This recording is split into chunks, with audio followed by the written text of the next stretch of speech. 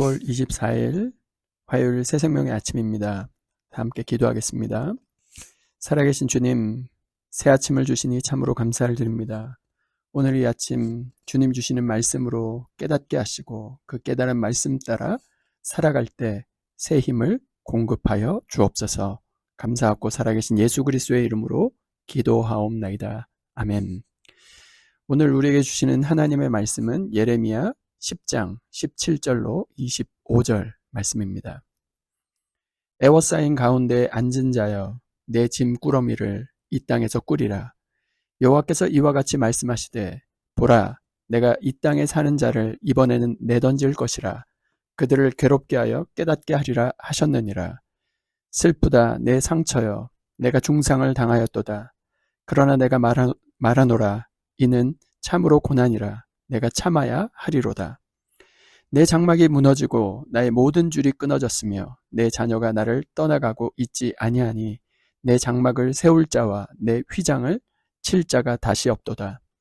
목자들은 어리석어 여호와를 찾지 아니하므로 형통하지 못하며 그 모든 양떼는 흩어졌도다. 들을지어다. 북방에서부터 크게 떠드는 소리가 들리니 유다 성읍들을 황폐하게 하여 승냥이의 거처가 되게 하리로다. 여호와여, 내가 알거니와 사람의 길이 자신에게 있지 아니하니 걸음을 지도함이 걷는 자에게 있지 아니하니이다. 여호와여, 나를 징계하옵시되 너그러이 하시고 진노로 하지 마옵소서. 주께서 내가 없어지게 하실까 두려워하나이다. 주를 알지 못하는 이방 사람들과 주의 이름으로 기도하지 아니하는 족속들에게 주의 분노를 부으소서. 그들은 야곱을 씹어 삼켜 멸하고 그의 거처를 황폐하게 하였나이다 하니라. 아멘. 저는 오늘 이 본문으로 내가 깨닫게 하리라는 제목으로 하나님의 은혜를 나누고자 합니다. 예레미야는 유다 민족의 패망을 계속해서 예언하면서도 어떻게든 예루살렘을 지키기 원하고 회개하고 돌이킴으로 이 민족이 회복되기를 열망했습니다. 하지만 그의 모든 노력과 눈물의 기도가 수포로 돌아간 것처럼 보입니다. 17절, 18절 말씀입니다. 애워싸인 가운데 앉은 자여, 내 짐꾸러미를 이 땅에서 꾸리라. 여호와께서 이와 같이 말씀하시되, 보라, 내가 이 땅에 사는 자를 이번엔 내던질 것이라. 그들을 괴롭게 하여 깨닫게 하리라 하셨느니라. 이 말씀은 멸망에 대한 최종적인 선포입니다. 애워싸인 가운데 앉은 자, 이게 무슨 말일까요? 지금 예루살렘은 바벨론 군대에 포위되어 있습니다. 이들의 상황은 어떻습니까? 이제 짐을 싸야 할 상황인 것이죠. 이번에는 반드시 내던져질 것이니 유랑할 짐을 꾸리라고 말씀하십니다. 더 이상 이 땅에 있을 자격이 없다는 것이죠. 이스라엘이 가나안을 몰아내고 이 땅을 차지할 수 있었던 것은 하나님의 언약, 하나님의 약속 때문이었습니다. 하지만 하나님의 법도와 율례, 언약을 스스로 저버렸기 때문에 더 이상 이들은 하나님의 백성이라 여겨질 수가 없었던 것입니다. 18절에 나오는 이 땅에 사는 자라는 표현은 사실 가나안 족속들을 연상시키는 표현입니다. 과거에 하나님께서는 이스라엘 통하여 저들을 진멸하셨습니다. 그런데 이제는 이 땅의 거민들, 이스라엘과 유다 백성들을 내던지실 것이며 그들을 괴롭게 하여 깨닫게 하시겠다 말씀하십니다. 분명 이것은 심판과 멸망의 선포인 것입니다. 이스라엘 백성들은 하나님의 언약 백성이 분명했지만 그들은 여호와 하나님을 섬긴 것이 아니라 가나안 백성들이 섬겼던 우상 바알을 섬겼고 결국 가나안 족속과 다를 바가 없는 상태가 되어버렸습니다. 그러나 하나님은 아브라함과 모세와 다윗에게 주셨던 그 언약을 신실하게 지키시는 분이십니다. 오늘 본문 18절 하반절에 나오는 한 구절이 정말로 중요한 한 단어가 있습니다. 그 심판과 멸망 속에서 하나님은 저들로 하여금 깨닫게 하시는 은혜를 주신다는 것입니다. 여기서 깨닫게 하리라는 말씀은 발견하게 하겠다는 뜻입니다. 히브리어로 마차라는 단어를 사용하고 있는데요. 열왕기하 23장 24절 말씀입니다.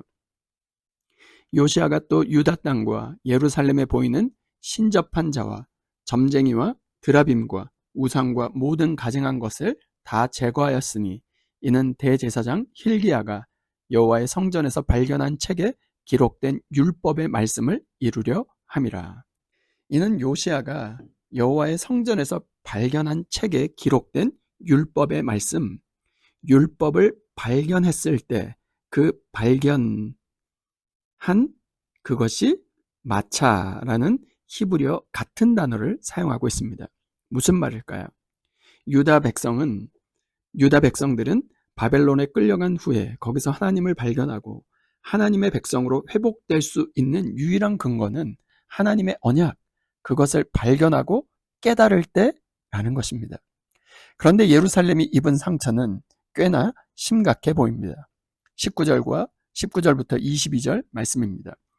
슬프다 내 상처여, 내가 중상을 당하였도다. 그러나 내가 말하노라, 이는 참으로 고난이라. 내가 참아야 하리로다. 내 장막이 무너지고 나의 모든 줄이 끊어졌으며 내 자녀가 나를 떠나가고 있지 아니하니 내 장막을 세울 자와 내 휘장을 칠 자가 다시 없도다. 목자들은 어리석어 여호와를 찾지 아니하므로 형통하지 못하며 그 모든 양떼는 흩어졌도다. 들을지어다.